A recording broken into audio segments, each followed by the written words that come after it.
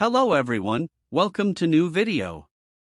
In this video I will show you how to recover deleted Instagram post. So let's start. First open your Instagram and go to your profile. Now I will go to delete post, because I want to recover that post. And that is it. Now go to this 3 lines. Then go to your activity. Now scroll down to find recently deleted. And open it. Now tap on post you want to recover. And tap on this 3 dot. Then go to restore. Now select your mail to send you a code, and go next.